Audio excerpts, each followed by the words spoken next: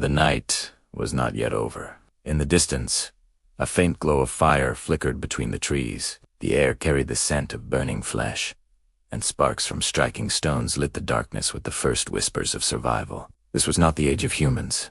It was the age of Homo habilis. They could not speak, but their hands told stories. They could not write, but they carved dreams into stone.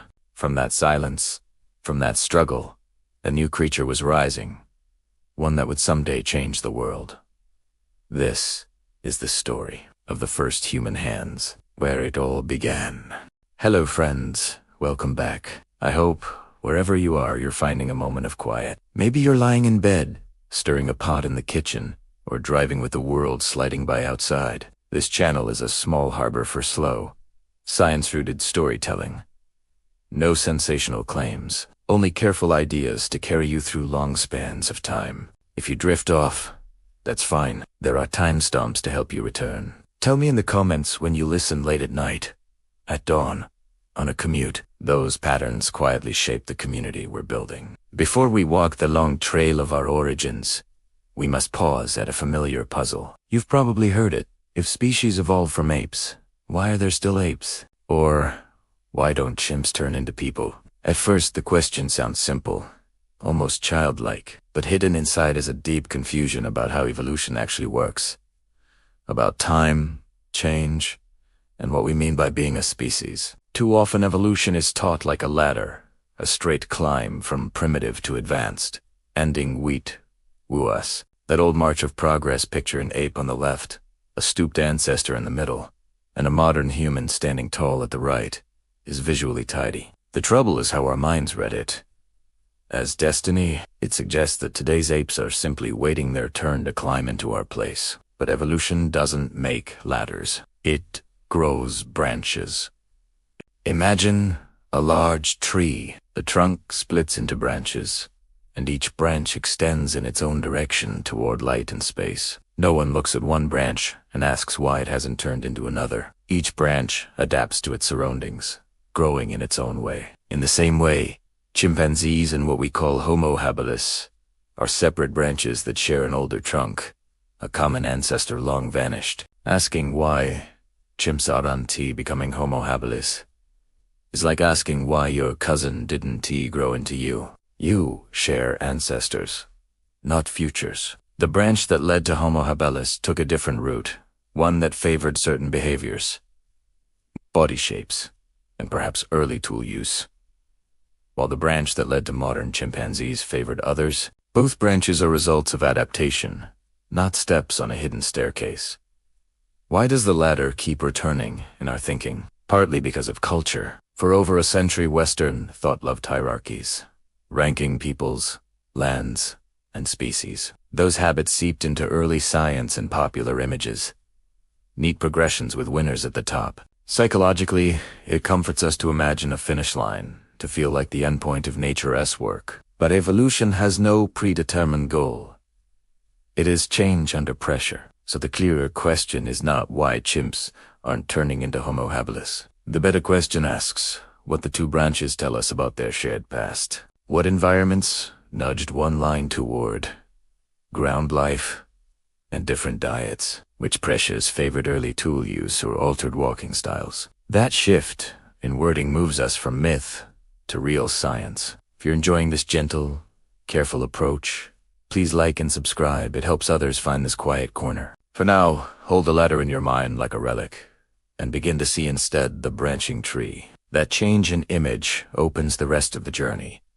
To fossils, to genes, and to the long, patient work of understanding how Homo habilis and chimpanzees came to be different, yet forever connected. To understand the path of Homo habilis, we must travel back nearly 2.4 million years, to a time when Africa's plains were slowly changing. Forests thinned into open grasslands, and survival demanded new habits, sharper awareness, and clever hands. It was here, somewhere among riverbeds and dry shrubs, that the first known member of our genus appeared, Homo habilis, the handy human. Scientists gave it that name because of one thing above all else. It made and used tools, simple flakes of stone, chipped carefully from a larger rock, They were rough, uneven, yet revolutionary. For the first time, a creature wasn't just shaped by nature.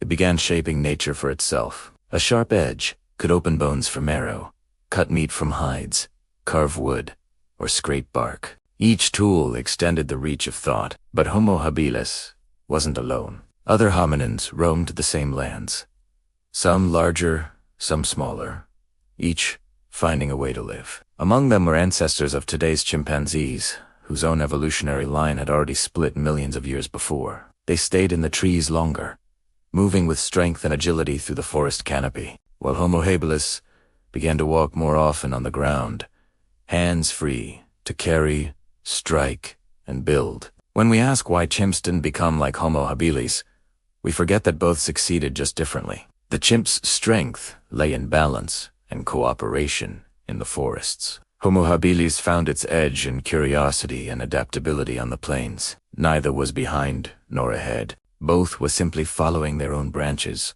responding to the pressures of their worlds. Evolution doesn't aim for perfection. It only asks what works for now, in this place. If a species fits its surroundings, it stays. If the world shifts, only the adaptable survive. Homo habilis may have lived just a few 100,000 years, but in that brief time, it set into motion something vast. A lineage that would one day learn to light fire, shape language, and imagine its own past. Think of Homo habilis as the soft flicker at the start of a long flame, neither primitive nor complete, but perfectly suited to its moment in time. It wasn't trying to become modern humans. It was simply living, surviving, facing the same fragile balance every species faces today. And yet, in every chipped stone, in every broken bone or worn fossil hand, we see the beginning of a pattern.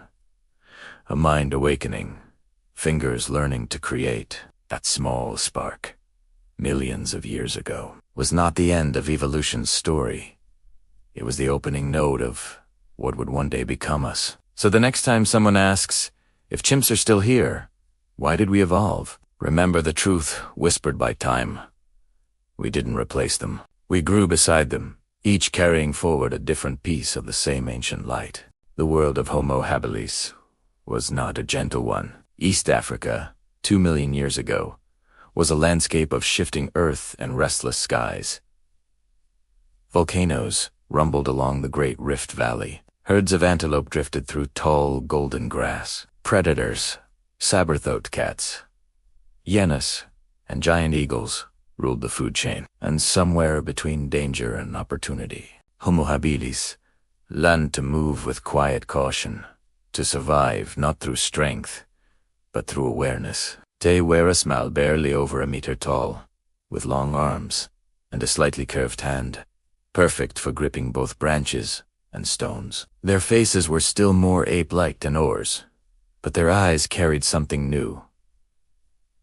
A patient, problem-solving gaze. Fossils show brains about half the size of modern humans, yet far larger than those of earlier ancestors. Inside that extra space, thought was beginning to spark. Archaeologists have found their traces clusters of stone flakes beside riverbanks, animal bones marked by sharp cuts, ashes from what might have been controlled fire. Every fossil site tells a quiet story, a group working together, sharing food, perhaps teaching the young how to strike stone against stone. It was not civilization, but it was cooperation, the seed of something deeply human. At night, the plains turned cold. The wind whispered across dry grass. Homo habilis likely huddled in small groups, seeking warmth and safety under the scattered trees. They had no words yet, but gestures, glances, and soft sounds carried meaning. A shared look could warn of danger or invite trust. From such small exchanges, the architecture of empathy began to form. Meanwhile, far away in the dense forests, the ancestors of today's chimpanzees lived by a different rhythm. They had their own social worlds, alliances, rivalries, and playful hierarchies, perfectly tuned to life among the trees. They didn't need to evolve into something else, because they were already masters of their environment. Evolution was shaping both paths at once, one toward ground and tools, the other toward canopy and strength. So when we compare chimps and Homo habilis, We're not seeing an old version and a new version of the same story. We're seeing two chapters written side by side. Each species, through countless trials, found a way to endure, to raise young, to eat, to dream in its own language of survival. And that, perhaps, is evolutionist Sikit. Lesson: no creature stands at the top of the tree of life. There is no peak, no final form, only a vast forest of living branches, each one stretching toward its own sunlight. Some fade, others flower, but all are connected by that ancient root that once gave rise to Homo habilis, the handy human whose restless curiosity would echo through millions of years, until one day it would awaken again in us.